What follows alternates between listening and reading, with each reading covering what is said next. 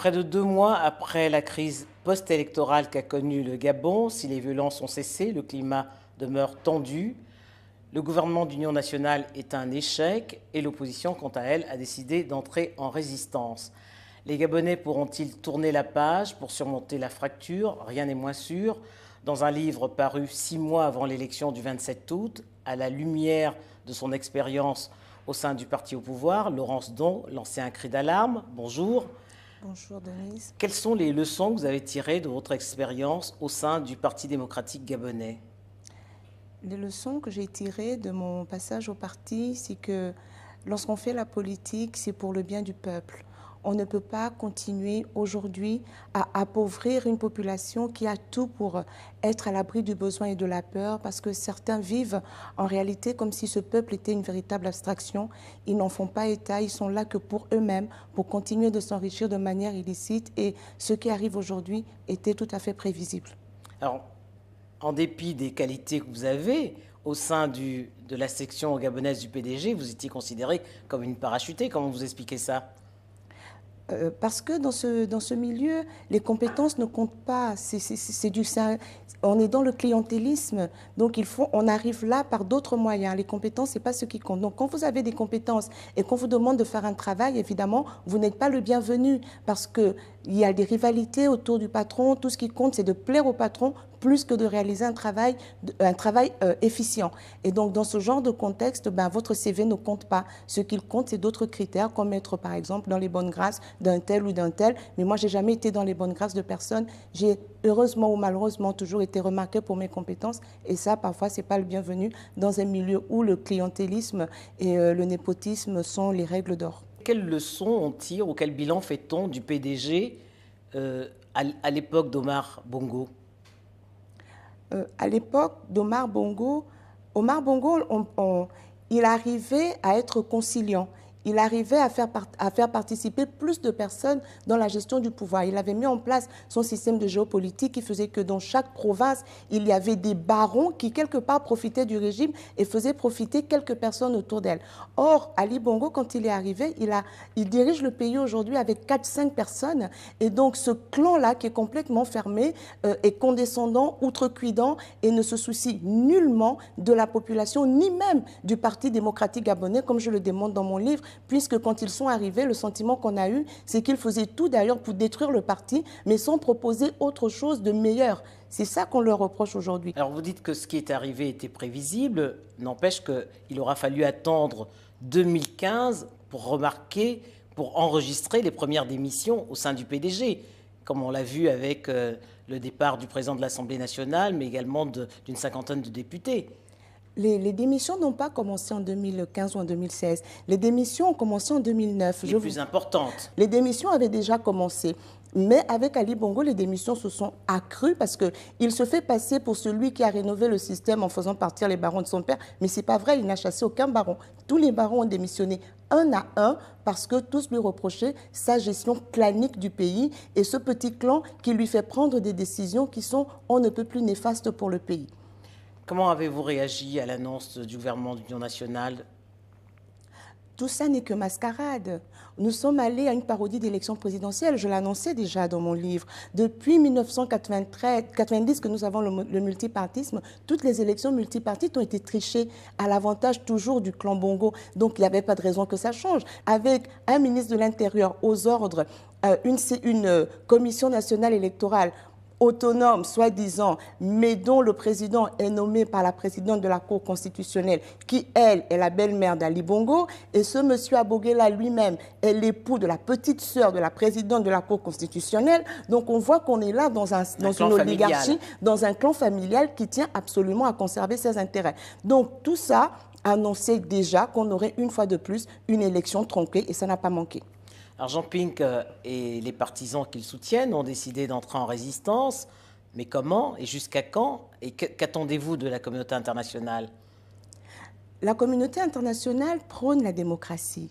La communauté internationale prône la liberté. La communauté internationale est pour le développement de tous les peuples. Nous avons tous adhéré à la Charte universelle des droits de l'homme, à cette Déclaration universelle des droits de l'homme et du citoyen. Nous y avons tous adhéré. Et les Africains aussi ont droit à la démocratie. On sait qu'il n'y a pas de développement sans démocratie. Ça fait longtemps qu'en Afrique, on assiste à un déni de démocratie. Aujourd'hui, tout le monde sait.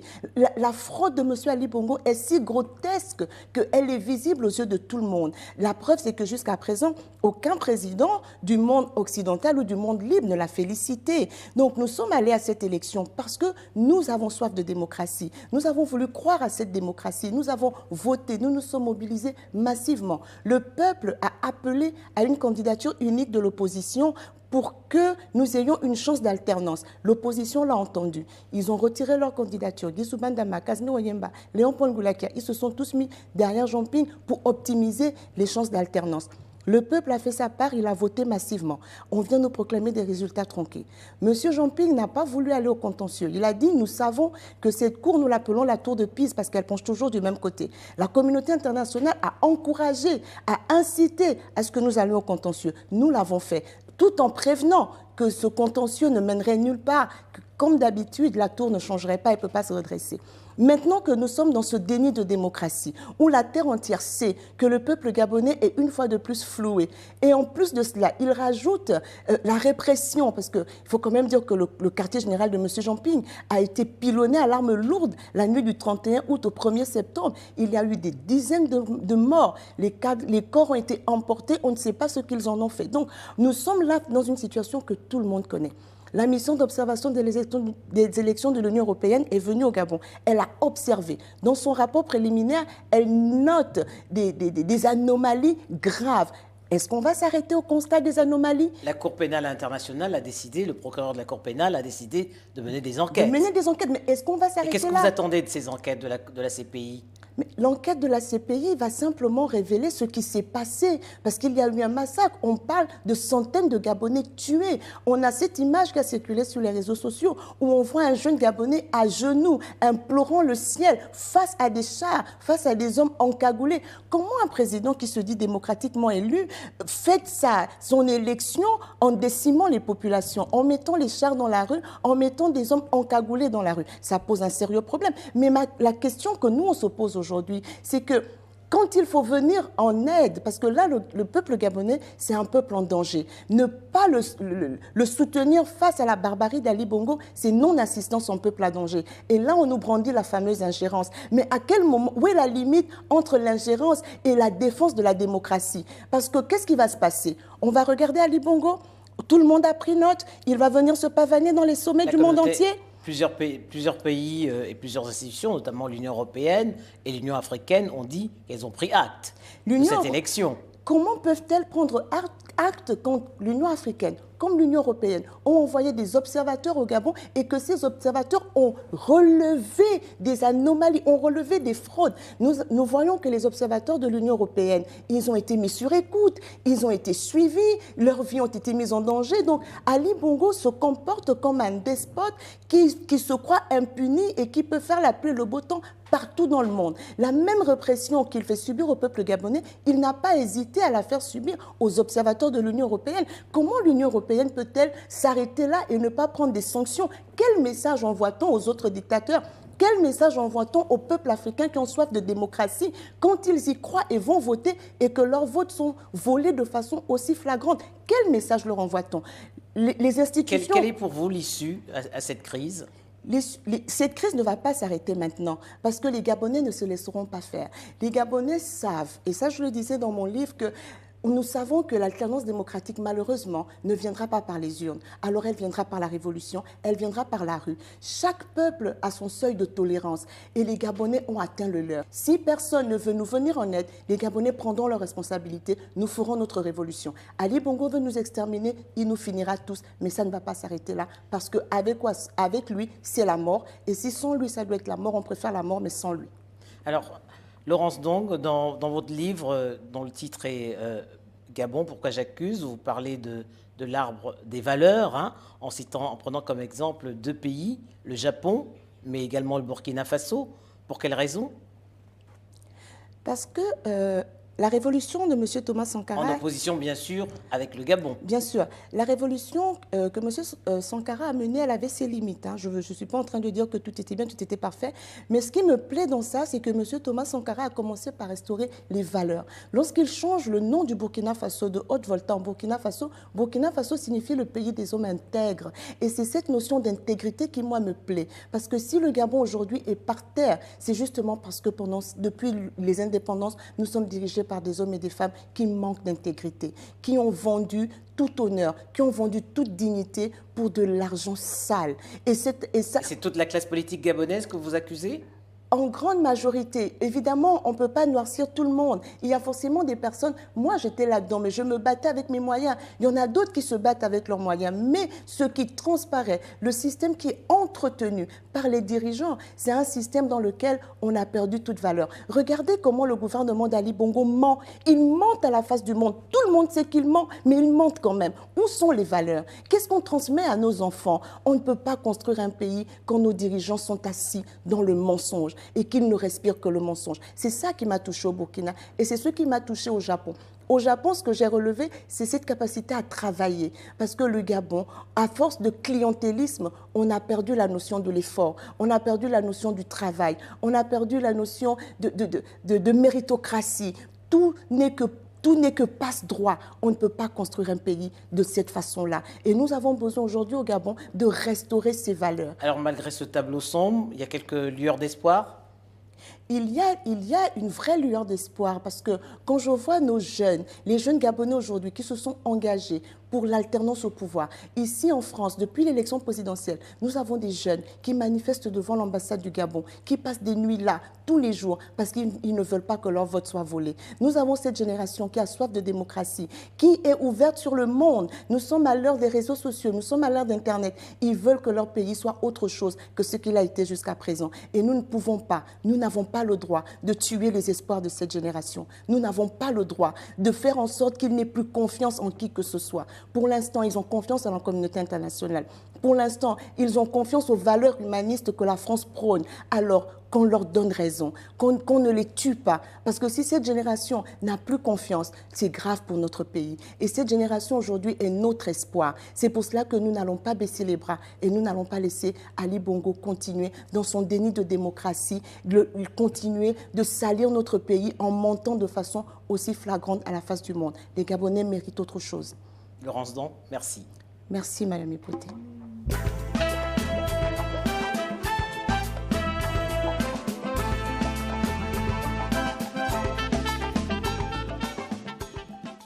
J'ai heureusement ou malheureusement toujours été remarquée pour mes compétences et ça, parfois, ce n'est pas le bienvenu dans un milieu où le clientélisme et le népotisme sont les règles d'or. Quelles leçons on tire ou quel bilan fait-on du PDG à l'époque d'Omar Bongo?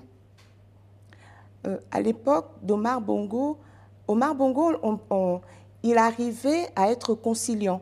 Il arrivait à faire participer plus de personnes dans la gestion du pouvoir. Il avait mis en place son système de géopolitique qui faisait que dans chaque province, il y avait des barons qui, quelque part, profitaient du régime et faisaient profiter quelques personnes autour d'elle. Or, Ali Bongo, quand il est arrivé, il dirige le pays aujourd'hui avec 4-5 personnes. Et donc, ce clan-là, qui est complètement fermé, est condescendant, outrecuidant et ne se soucie nullement de la population, ni même du Parti démocratique gabonais, comme je le démontre dans mon livre, puisque quand ils sont arrivés, le sentiment qu'on a eu, c'est qu'ils faisaient tout d'ailleurs pour détruire le parti, mais sans proposer autre chose de meilleur. C'est ça qu'on leur reproche aujourd'hui. Alors vous dites que ce qui est arrivé était prévisible, n'empêche qu'il aura fallu attendre 2015 pour enregistrer les premières démissions au sein du PDG, comme on l'a vu avec le départ du président de l'Assemblée nationale, mais également d'une cinquantaine de députés.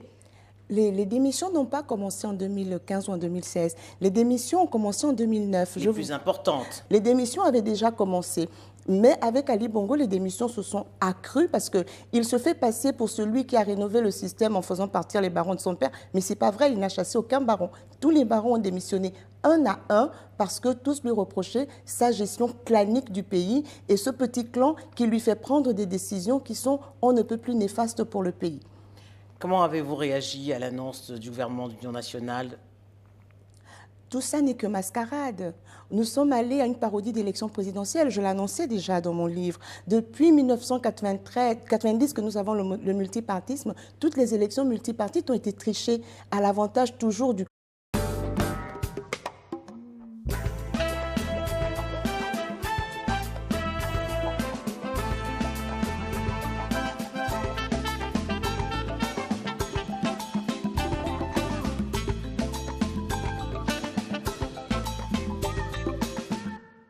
Près de 2 mois après la crise post-électorale qu'a connue le Gabon, si les violences ont cessé, le climat demeure tendu.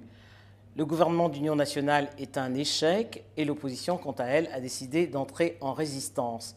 Les Gabonais pourront-ils tourner la page pour surmonter la fracture? Rien n'est moins sûr.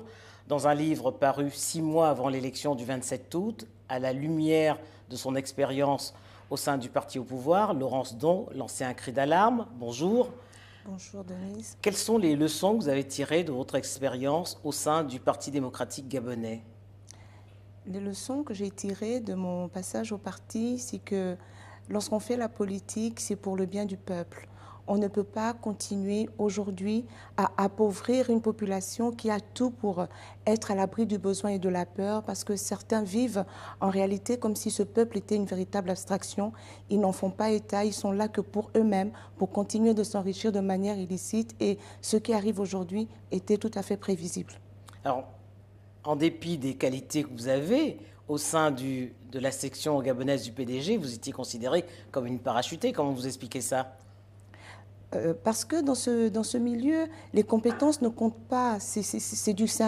On est dans le clientélisme, donc on arrive là par d'autres moyens. Les compétences, ce n'est pas ce qui compte. Donc quand vous avez des compétences et qu'on vous demande de faire un travail, évidemment, vous n'êtes pas le bienvenu parce qu'il y a des rivalités autour du patron. Tout ce qui compte, c'est de plaire au patron plus que de réaliser un travail efficient. Et donc, dans ce genre de contexte, votre CV ne compte pas. Ce qu'il compte, c'est d'autres critères, comme être, par exemple, dans les bonnes grâces d'un tel ou d'un tel. Mais moi, je n'ai jamais été dans les bonnes grâces de personne. Au Mali, on relevait des fraudes. Nous voyons que les observateurs de l'Union européenne, ils ont été mis sur écoute, ils ont été suivis, leurs vies ont été mises en danger. Donc, Ali Bongo se comporte comme un despote qui se croit impuni et qui peut faire la pluie et le beau temps partout dans le monde. La même répression qu'il fait subir au peuple gabonais, il n'a pas hésité à la faire subir aux observateurs de l'Union européenne. Comment l'Union européenne peut-elle s'arrêter là et ne pas prendre des sanctions? Quel message envoie-t-on aux autres dictateurs? Quel message envoie-t-on au peuple africain qui ont soif de démocratie quand ils y croient et vont voter et que leurs votes sont volés de façon aussi flagrante? Quel message leur envoie-t-on? Les institutions... Quelle est pour vous l'issue à cette crise? Cette crise ne va pas s'arrêter maintenant parce que les Gabonais ne se laisseront pas faire.